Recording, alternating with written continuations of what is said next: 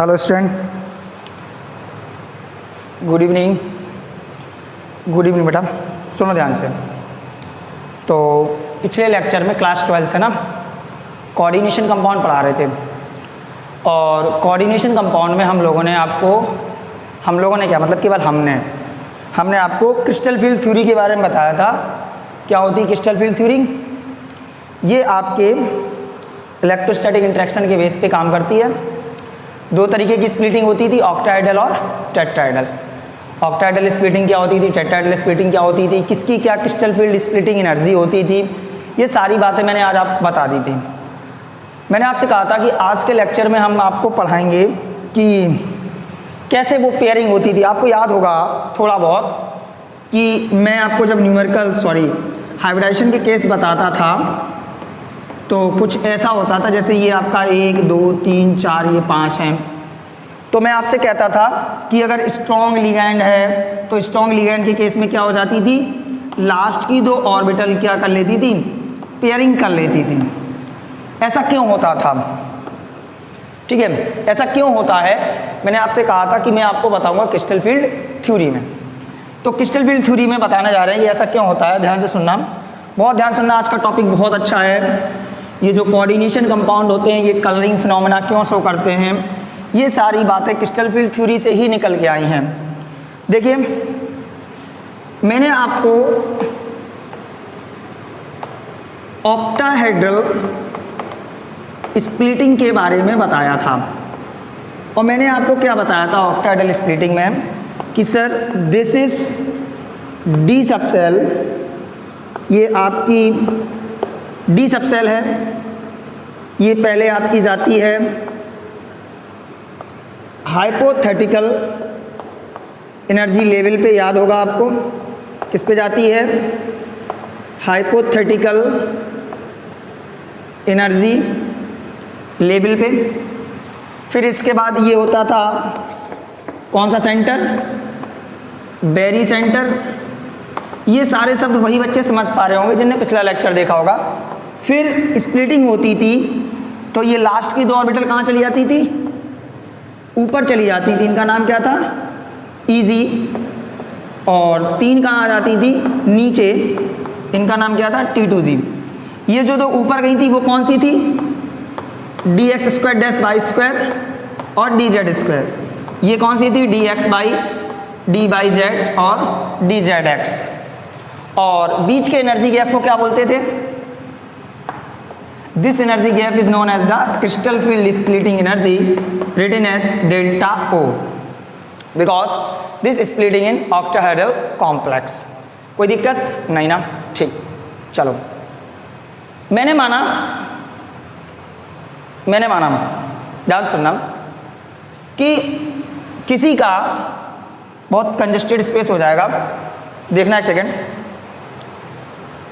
ठीक है, मेरे पास पर्याप्त स्पेस है, मैंने देख लिया कि कोई कोऑर्डिनेशन कंपाउंड था और उस कोऑर्डिनेशन कंपाउंड में जो सेंट्रल मेटल थी, उस सेंट्रल मेटल का इलेक्ट्रॉनिक कॉन्फ़िगरेशन D4 आया। कितना आया, D4। और ये सेंट्रल मेटल के साथ जो लिगैंड था वो आपका स्ट्रॉन्ग लिगैंड था। कैसा लिगैंड था, स्ट्रॉन्ग लिगैंड। हमने क्या बोला कि कोई कोऑर्डिनेशन कंपाउंड था, सपोज करो ये एक सेंट्रल मेटल है, ये लिगैंड है, ये है, यहाँ 6 लिख लो, कोई दिक्कत नहीं, ये लिगैंड है। इस सेंट्रल मेटल का इलेक्ट्रॉनिक कॉन्फ़िगरेशन जैसे वैलेंस बॉन्ड थ्योरी में निकालते थे ना, वो इलेक्ट्रॉनिक कॉन्फ़िगरेशन D4 आया। और ये जो लिगैंड है ये स्ट्रॉन्ग लिगैंड है। अच्छा सोचो, उसमें क्या होता था, बैलेंस बॉन्ड थ्योरी में हम लोग ऐसे करते थे 1 2 3 4 5, 1 2 3 और ये 4। जब स्ट्रॉन्ग लिगैंड होता था तो ये जो लास्ट की 2 ऑर्बिटल होती थी, इलेक्ट्रॉन क्या कर लेते थे, पेयरिंग कर लेते थे। बोलो, पेयरिंग कर लेते थे, तो पेयरिंग हो जाती थी। ये पेयरिंग क्यों होती है, इस बात को प्रूव करने जा रहे हैं हम। सुनो, एक बार बताओ, जितना लिगैंड स्ट्रॉन्ग होगा क्रिस्टल फील्ड स्प्लिटिंग एनर्जी उतनी ही ज़्यादा होगी। बोलो, होगी कि नहीं होगी? लिगैंड जितना स्ट्रॉन्ग होगा क्रिस्टल फील्ड स्प्लिटिंग एनर्जी उतनी ही ज़्यादा होगी। क्यों भाई? क्योंकि जब लिगैंड स्ट्रॉन्ग होगा तो रिपल्सन भी स्ट्रॉन्ग होगा। जब लिगैंड स्ट्रॉन्ग होगा तो रिपल्सन भी स्ट्रॉन्ग होगा, और जब रिपल्सन स्ट्रॉन्ग होगा तो डेफिनेटली एनर्जी क्या होगी? ज़्यादा रिलीज होगी। अच्छा, जब ज़्यादा रिलीज होगी तो क्रिस्टल फील्ड स्प्लिटिंग एनर्जी क्या है? ज़्यादा है। जब लिगैंड वीक होगा, लिगैंड जब वीक होगा तो क्या होगा? जब लिगैंड वीक होगा तो आपके रिपल्सन कम होगा। किसमें? सेंट्रल मेटल और लिगैंड के बीच में रिपल्सन क्या होगा? कम होगा। रिपल्सन कम होगा तो क्रिस्टल फील्ड स्प्लिटिंग एनर्जी क्या होगी? कम होगी। समझना बात को, क्या कह रहे हैं हम? अगर लिगैंड स्ट्रॉन्ग है और लिगैंड कैसा है? वीक है, तो क्या होगा? Ligand strong, crystal field splitting energy ज़्यादा, और क्रिस्टल फील्ड स्प्लिटिंग एनर्जी ज़्यादा तो कहानी अलग। Ligand weak, crystal field splitting energy कम, क्रिस्टल फील्ड स्प्लिटिंग एनर्जी कम। नंबर फर्स्ट, अगर लिगैंड स्ट्रॉन्ग है, अगर लिगैंड स्ट्रॉन्ग है तो क्या होगा? सुनना ध्यान से। मैंने D4 आया, पहला इलेक्ट्रॉन, दूसरा इलेक्ट्रॉन, तीसरा इलेक्ट्रॉन, अब चौथा इलेक्ट्रॉन कहाँ जाएगा? यहाँ पर। कितनी एनर्जी खर्चा करेगा? इन केस ऑफ स्ट्रॉन्ग लिगैंड की बात कर रहे हैं। कितनी एनर्जी खर्चा करेगा? इतनी एनर्जी खर्चा करेगा, ये इतनी एनर्जी खर्चा करेगा। तब कहाँ पहुँचेगा? यहाँ पे पहुँचेगा। बात समझ रहे? तब कहाँ पहुँचेगा? यहाँ पे पहुँचेगा। ठीक, अगर उसको इसी में आना है तो इसके साथ पेयर करना पड़ेगा। क्या करना पड़ेगा? पेयर करना पड़ेगा। तो पेयर करने के लिए भी एनर्जी वेस्ट करनी पड़ेगी, उसको बोलते हैं पेयरिंग एनर्जी। क्या बोलते हैं? Pairing energy. जब वो चौथा इलेक्ट्रॉन जो है वो इसमें आना है तो वो इसके साथ पेयर करेगा, पेयर करने की एनर्जी को बोलते हैं पेयरिंग एनर्जी। लिगैंड स्ट्रॉन्ग है, क्रिस्टल फील्ड स्प्लिटिंग एनर्जी क्या? Crystal field splitting energy CFSE delta O is greater than the pairing energy. ये क्या है? पेयरिंग एनर्जी से ज़्यादा है। मैंने माना कि क्रिस्टल फील्ड स्प्लिटिंग एनर्जी है 2000 यूनिट और पेयरिंग एनर्जी मैंने P0 क्या है? पेयरिंग एनर्जी यहाँ लिख लो, क्या है? P0 है 500 यूनिट। अपने दिमाग सोचना, अपने दिमाग सोचना कि आप कहीं पढ़ने के लिए गए, पढ़ने के लिए गए, आपके कोचिंग के बगल में एक कमरा है, कोचिंग के बगल में एक कमरा है, उसमें ऑलरेडी एक लड़का रहता है, वो 2000 रुपये किराया देता है। तो उसने तुमसे कहा कि भाई एक काम करो, 1000 तुम देने लगो, 1000 हम देने लगें, कोचिंग के बगल में दोनों लोग बने रहेंगे। एक ऑप्शन ये। एक पढ़ने गए कोचिंग, और कोचिंग से लगभग 20 किलोमीटर दूर कमरा है, और वहाँ तुम्हें अकेले रहना है और किराया 2000 देना है। तो हाउ आर यू मूर्ख, या हाउ इज द मूर्ख? तुम कितने बड़े मूर्ख हो कि तुम एक तो कोचिंग से 20 किलोमीटर दूर प्लस 2000 रुपया किराया, एक कोचिंग के बगल में, एक कोचिंग के बगल में प्लस 1000 रुपया किराया, तो कौन ऑप्शन चूज करोगे? भाई हम किसी के साथ रह लेंगे, 20 किलोमीटर दूर जाएंगे नहीं और 2000 रुपया किराया बर्बाद करेंगे नहीं। तो क्या है? इन केस ऑफ स्ट्रॉन्ग लिगैंड इतना ज़्यादा रिपल्सन होता है कि क्रिस्टल फील्ड स्प्लिटिंग एनर्जी बहुत ज़्यादा हो जाती है। किससे? पेयरिंग एनर्जी से। इसलिए चौथा इलेक्ट्रॉन कहाँ? ऊपर इतना खर्चा करके, इससे अच्छा है वो 500 यूनिट खर्चा करके इसके साथ नहीं रहेगा। तभी स्ट्रॉन्ग लिगैंड के केस में क्या होती है? पेयरिंग हो जाती है, और पेयरिंग होने की वजह से ही तो वो देखो इलेक्ट्रॉन याद आ रहा है, ऊल के आगे आ गया था। यही रीज़न है कि वो उलकर आगे आ जाता। क्यों? कि in case of strong ligand crystal field splitting energy is greater than the pairing energy, so electron are paired. अब इसका इलेक्ट्रॉनिक कन्फिगरेशन कैसे लिखते हैं? पता कैसे लिखेंगे? ये क्या है? ये है T2G, ये क्या है T2G। T2G में कितने इलेक्ट्रॉन, 1 2 3 4, T2G 4, और Eg में कितने इलेक्ट्रॉन है 0, Eg 0। This is the electronic configuration of D4। ठीक, अच्छा फिर इसके बाद फिर सेंट्रल मेटल पे यही कंडीशन है, D4 आया और जो इसका सेंट्रल मेटल का लिगेंड है वो कैसा लिगेंड है, वीक लिगेंड है। कैसा लिगेंड है, वीक लिगेंड है। और जब सर वीक लिगेंड है तो डेफिनेटली रिपल्सन कम हो रहा होगा। वीक लिगेंड है तो रिपल्सन क्या हो रहा होगा, कम हो रहा होगा। और जब रिपल्सन कम हो रहा होगा तो क्रिस्टल फील्ड स्प्लिटिंग एनर्जी भी क्या होगी, कम होगी। मैंने माना this crystal field splitting energy in case of week ligand is 400 unit. कितनी है, 400 यूनिट। अब सुनो, कोचिंग के बगल में एक कमरा, कोचिंग के बगल में एक कमरा, कमरे का किराया तुम्हें 2000 रुपया देना है, साथ में एक लड़का और रहेगा, साथ में एक लड़का और रहेगा। कोचिंग से थोड़ी दूर कमरा, थोड़ी दूर कमरा, थोड़ी दूर मतलब थोड़ी दूर पे कमरा, अकेले रहना है और 1000 रुपया किराया देना, थोड़ी दूर बगल ही में मान लो और है, तो भाई अकेले रहोगे और 1000 रुपया किराया दोगे। क्यों मैं 2000 रुपया किराया दे के किसी के साथ रहूँगा, अकेले रहूँगा, सेल्फ स्टडी करूँगा अपनी, यार खुद की पढ़ाई पे ध्यान दूंगा, है कि नहीं। तो क्या है, जब D4 आया, इन केस ऑफ वीक लिगेंड आया, तो 1 इलेक्ट्रॉन, 2 इलेक्ट्रॉन, 3 इलेक्ट्रॉन, और जब चौथा इलेक्ट्रॉन भरने आएगा तो देख लो भैया, crystal field splitting energy in week ligand delta O is less than the pairing energy P0। मतलब पेयरिंग एनर्जी क्या है, ज़्यादा है। मतलब वो 2000 रुपया दे के किसी और के साथ क्यों रहेगा, इससे अच्छा है 1000 रुपया दे के वो अलग नहीं रहेगा, तो वो कहाँ आ जाएगा, यहाँ आ जाएगा। इसलिए इस केस में, किस केस में, वीक लिगेंड के केस में पेयरिंग नहीं होती है और स्ट्रॉन्ग लिगेंड के केस में पेयरिंग होती है। इसका इलेक्ट्रॉनिक कन्फिगरेशन क्या आ जाएगा, T2G। T2G में कितने इलेक्ट्रॉन हैं, 3, Eg में 1, T2G 3, Eg 1। This is the electronic configuration. ऐसे आप किसी का भी लिख सकते हो।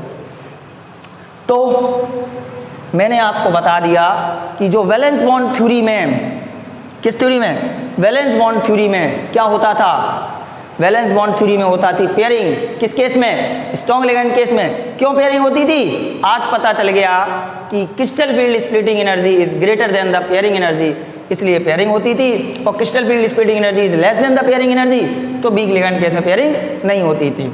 ठीक है, तो मैं अब इसको नोट करो, मैं 1-2 पॉइंट लिखूंगा, 1-2 बातें लिखूंगा इसी से रिलेटेड। ऑक्टाइडल स्प्लिटिंग से बात, कुछ बातें आई, नोट करो पहले इसको।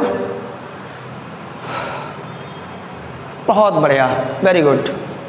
देखिए भाई, देखो देखो जरा देखो ये क्या हो रहा है, कैसी एनर्जी है।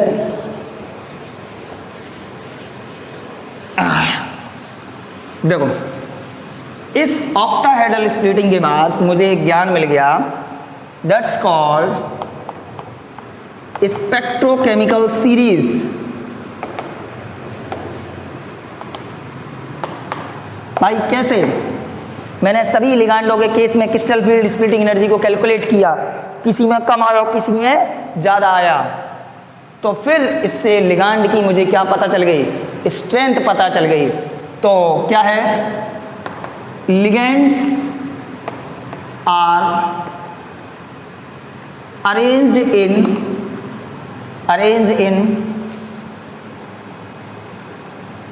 in strength of splitting। कौन कितनी स्ट्रेंथ से स्प्लिटिंग कर रहा है, ligands are arranged in strength of splitting। A series is obtained is called spectrochemical series. क्या बोलते हैं, स्पेक्ट्रोकेमिकल सीरीज। तो इसमें पता चला कि सबसे ज़्यादा Cn minus, NO2 minus, CO, इन NH3, NH3 H2O FCl Br और ये I हैं। तो बहुत सारे, मैं अगर ऐसे ही लिखता रहूँगा तो फिर बढ़िया टाइम कटेगा हम लोगों का, बहुत अच्छे से मैनेज कर सकते हैं। ठीक, और क्या पता चला कि सर 2 लिगांड, एक कौन सा स्ट्रॉन्ग लिगैंड, दूसरा कौन सा, ज़्यादा ऊपर क्यों जाते हो, दूसरा है वीक लिगैंड। स्ट्रॉन्ग लिगैंड में क्या था, क्रिस्टल फील्ड स्प्लिटिंग एनर्जी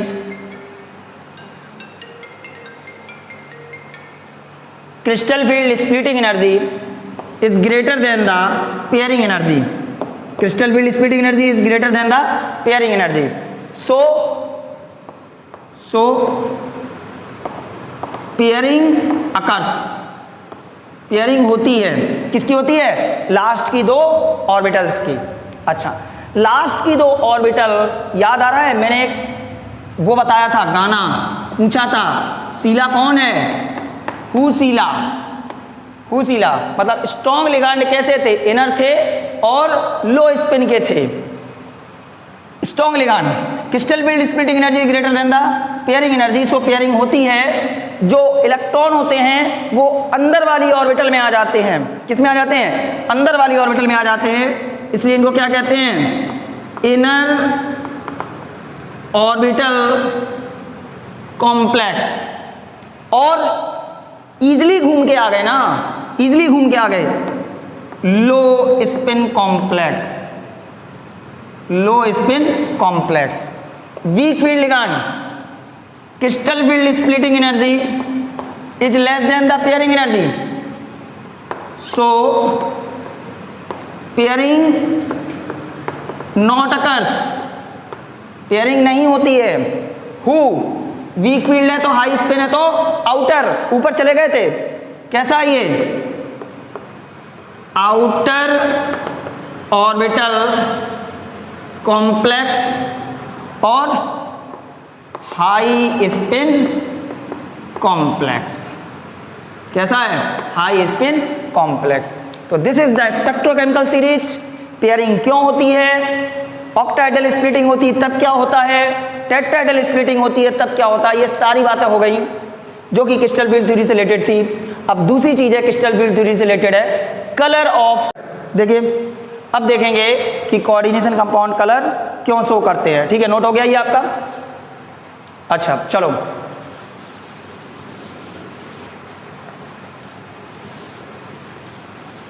एक को घर दिया, एक को भर दिया, ये कैसी आग।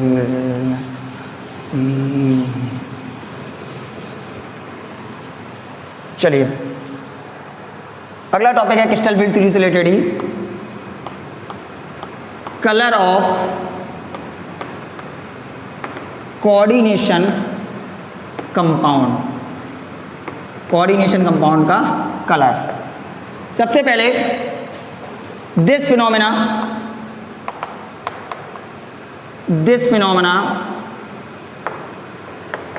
explained by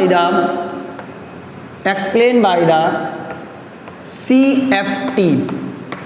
ये बात किसने एक्सप्लेन की थी, क्रिस्टल फील्ड थ्योरी ने एक्सप्लेन की थी कि कोऑर्डिनेशन कंपाउंड कलर क्यों शो करते हैं और किस बेस पे शो की थी,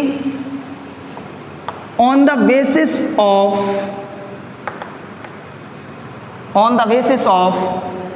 DD ट्रांजिशन। अरे सर ये तो नया शब्द, यस सर, किसकी वजह से, DD ट्रांजिशन की वजह से। पहला फेमस क्वेश्चन यही है कि why coordination compound shows colour. The answer is DD transition, not दीदी एंड नॉट जीजा, DD ट्रांजिशन। DD ट्रांजिशन की वजह से कोऑर्डिनेशन कंपाउंड कलर शो करते हैं। सर क्या होता है DD ट्रांजिशन, क्या आप मुझे बताएंगे? बिल्कुल बताएंगे, पैसे दे रहे ना। देखो क्या है, TiH2O का होल 6 एंड +3, ये कोऑर्डिनेशन कंपाउंड है। देखते हैं इसका कलर कैसा आता है। चलो भाई, इसका टोटल ऑक्सीडेशन नंबर +3, टाइटेनियम पे निकाल रहे x, वाटर 6 × 0, x बराबर प्लस का 3, this is the oxidation number on titanium. ठीक है, अच्छा टाइटेनियम का electronic configuration, scandium titanium, titanium कितना होता है 22, 1s2, 2s2, 2p6, 3s2, 3p6, 4s2 और 3d2। कायदे में अरेंज कर लेते हैं हम लोग, याद है 3d2 4s2 कायदे में अरेंज हो गया। अब टाइटेनियम +3 का मतलब कितने इलेक्ट्रॉन निकल गए 3, 2 यहाँ से 1 यहाँ से, दिस इज द 3d1। मैंने बाकी आगे की बकवास नहीं लिखी है, दिस इज द 3d1। अच्छा जरा देखो कोऑर्डिनेशन नंबर कितना है इसका 6, कोऑर्डिनेशन नंबर कितना है 6 है, तो इसकी स्प्लिटिंग कैसे होगी, इसकी स्प्लिटिंग होगी 3 ऑर्बिटल्स नीचे 2 ऑर्बिटल ऊपर, this is T2g, this is easy. 3d1 1 electron यहां भरोगे, भर गया, ठीक। अगर इसमें कहीं से भी इस कंपाउंड में कहीं से भी फोटोन आके गिर गया, what is the energy of photon hν, कहीं से भी फोटोन आके गिर गया तो ये जो दिख रहा है ना, ये इलेक्ट्रॉन उस एनर्जी को लेके अपनी d ऑर्बिटल को छोड़कर ऊपर की d ऑर्बिटल में चला जाएगा, मतलब d से d में ही चला गया, d से d में ही चला गया, तो कहां चला गया यहां पे, तो d ऑर्बिटल को छोड़ के दूसरी d ऑर्बिटल में चला गया। This phenomena is called dd transition. क्या बोलते हैं dd ट्रांजिशन। और जब इलेक्ट्रॉन अपनी ऑर्बिटल छोड़ के जाएगा तो क्या रिलीज करेगा एनर्जी, क्या रिलीज करेगा energy, crystal field splitting energy, याद आ रहा है, यहां तक जाएगा इसको इतनी एनर्जी रिलीज करेगा मिलेगी, या जो भी होगा एनर्जी रिलीज होगी, गेन होगा, जो भी होगा एनर्जी होगी, तो एनर्जी होगी तो वहां पे होगा Hc/λ, Hc हो गए खत्म, Hc खत्म हो गए, H और C मतलब खत्म मान लो।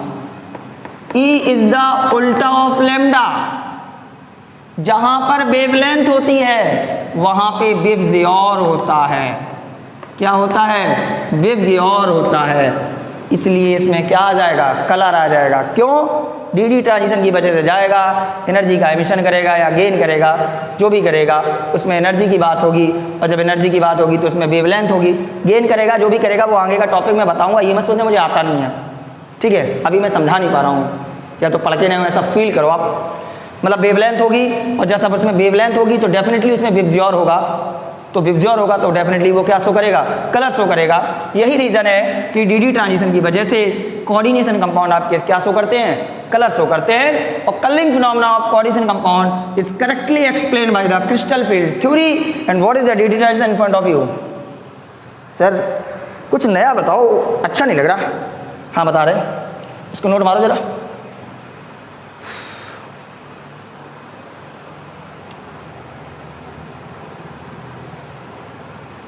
कुछ नया बताओ, इन्हें डेली नया बताओ।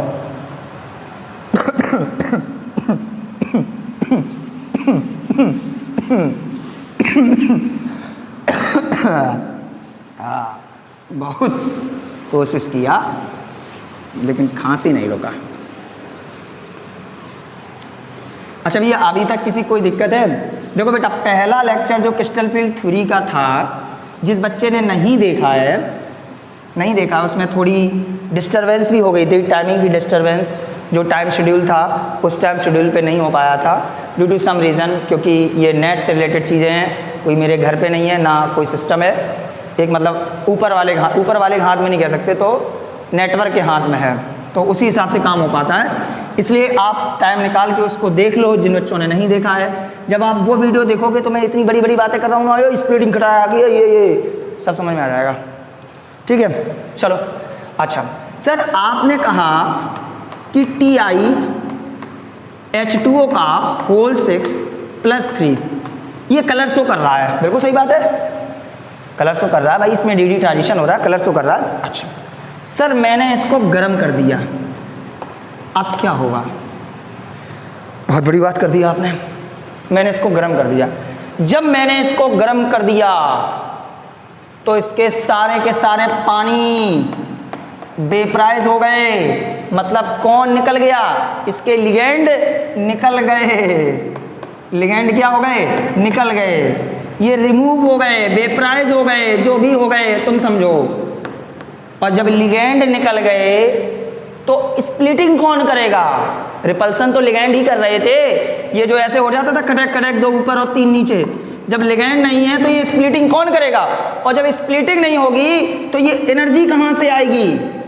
जब स्प्लिटिंग नहीं होगी तो एनर्जी कहाँ से आएगी? और जब एनर्जी नहीं होगी तो फिर ये लैम्डा कहाँ से आएगा? और लैम्डा नहीं होगा तो फिर कलर कहाँ से आएगा? इसका मतलब ये कलरलेस हो जाएगा। यस, कैसा हो जाएगा? कलरलेस हो जाएगा, क्योंकि इसका लिगेंड क्या हो गया? रिमूव हो गया। लिगेंड रिमूव होने से स्प्लिटिंग खत्म हो गई। स्प्लिटिंग खत्म होने की वजह से एनर्जी खत्म हो गई। एनर्जी खत्म होने की वजह से लैम्डा खत्म हो गया। लैम्डा खत्म होने की वजह से कलर खत्म हो गया। एक और देखो अच्छा एग्जाम्पल।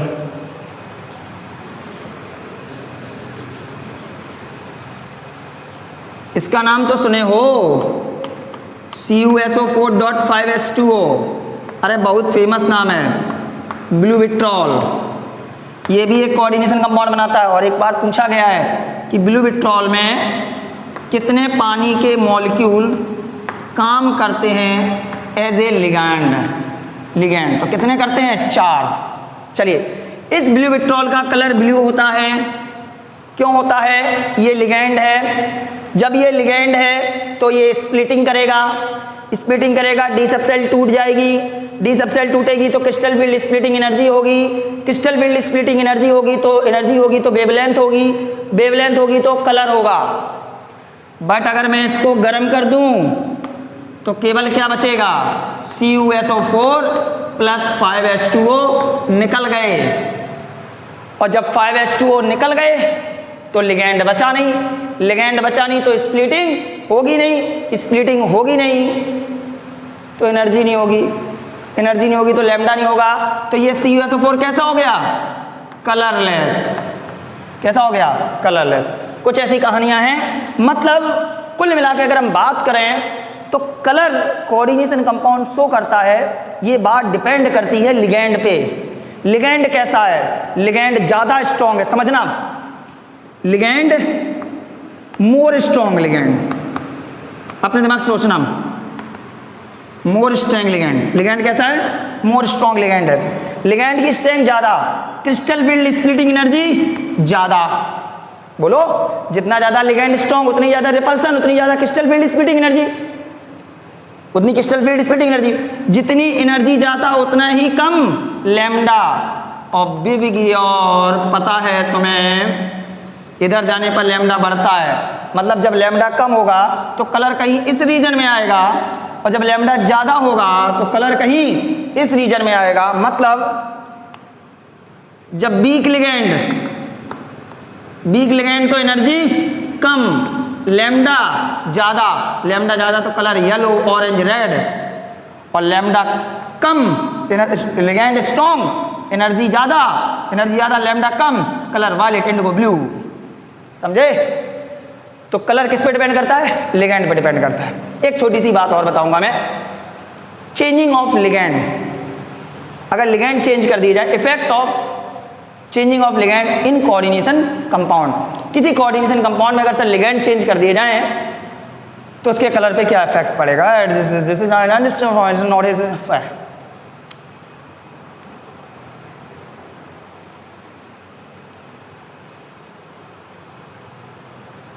चलो भाई, देखो।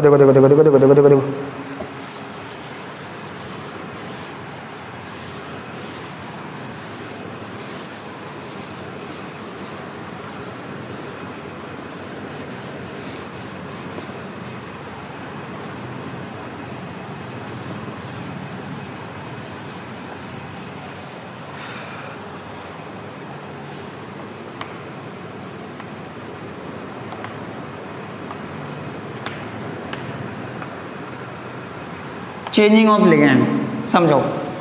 ये कंपाउंड है NiH2O का होल 6 प्लस 4। ठीक, इसका कोई कलर है, इसका कलर है ए।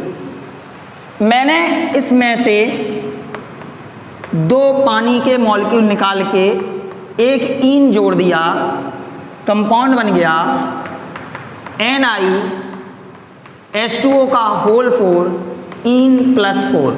अब इसका ए कलर था, मैं केवल आपको फिनोमेना समझा रहा हूँ, मैं कलर नहीं रटा रहा हूँ, ये तो आप बुक से रटोगे। कलर कैसा हो गया, बी। मैंने फर्दर इसके 2 पानी के मॉलिक्यूल निकाले और मैंने एक ईन और जोड़ दिया, क्या बन गया NiH2O का होल ट्वाइस और ईन का होल ट्वाइस प्लस 4। सर इसका कलर सी हो गया, कलर फिर चेंज हो गया। ऐसा क्या कर रहे हैं आप सर, कलर क्यों चेंज कर रहे हैं, बता रहे। मैंने फिर 2 पानी निकाल दिए और मैंने फिर इसमें एक ईन जोड़ दिया,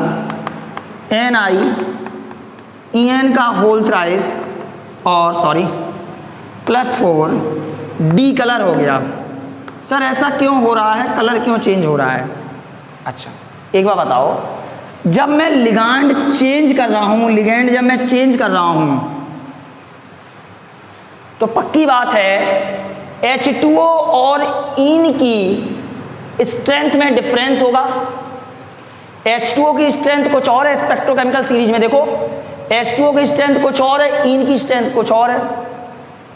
जब 6 H2O थे तो क्रिस्टल फील्ड स्प्लिटिंग 6 H2O की वजह से निकल रही थी, मतलब ये मैंने मान ली क्रिस्टल फील्ड स्प्लिटिंग एनर्जी कितनी है, CFSE1।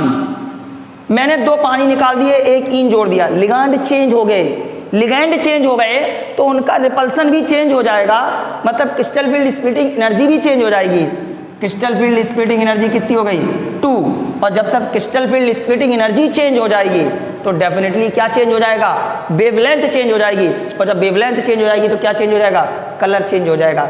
इसलिए अगर मैं किसी कोऑर्डिनेशन कंपाउंड के लिगैंड को चेंज करता हूं तो उसका कलर चेंज हो जाता है। क्यों? क्योंकि उसकी स्ट्रेंथ के हिसाब से, लिगैंड की स्ट्रेंथ के हिसाब से उसकी crystal field splitting energy change हो जाती है। और जब crystal field splitting energy change हो जाती है तो डेफिनेटली क्या चेंज हो जाता है, वेवलेंथ चेंज हो जाता है। और जब वेवलेंथ चेंज हो जाता है तो फिर कलर चेंज हो जाता है। बात समझ में आई? अब देखते हैं कुछ आडंबर जिन पे हम लोग जी रहे हैं, जिन्हें बोलते हैं जम स्टोन, जेम स्टोन, जो भी हो, इंग्लिश वीक है, देख लेना। सुना होगा,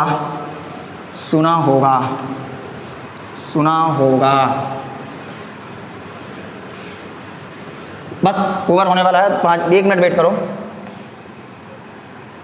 कलर ऑफ जेमस्टोन, ये तुमने देखा होगा, अंगूठियां पहने रहते, ये रूबी है, ये गोल्ड है, ये पन्ना है, ये गुलाबी कलर का है, इसको तुम पहन लो, तुम्हारी मौत से पहले ये टूट जाएगा, फलाना हो जाएगा, ढिकाना हो जाएगा। ऐसे नहीं आते अंगूठियों में यार, जेमस्टोन डले रहते हैं तमाम कलर के, नीले, पीले, हरे, गुलाबी, नीले। ये क्या है? ये कुछ नहीं है, इट इज कोऑर्डिनेशन कंपाउंड। सुनिए, इन स्टोन का फॉर्मेशन मैं थोड़ा बता रहा हूं इसके बारे में। इन स्टोन का फॉर्मेशन होता है समंदर में, सी में। अब समंदर में तो दुनिया भर का आयंस है। ये पत्थर है, इस पत्थर में धोखे से एक क्रोमियम फंस गया। ये क्रोमियम पानी के साथ क्या बना लेगा, पानी के साथ बना लेगा कोऑर्डिनेशन कंपाउंड। और जब ये बना लेगा कोऑर्डिनेशन कंपाउंड तो इसमें होगी क्रिस्टल फील्ड स्प्लिटिंग एनर्जी, और क्रिस्टल फील्ड स्प्लिटिंग एनर्जी होगी तो उसमें क्या होगा, वेवलेंथ, और वेवलेंथ होगा तो उसमें क्या होगा, कलर। इस वजह से इन पत्थरों में क्या आ जाते हैं, कलर आ जाते हैं। क्यों?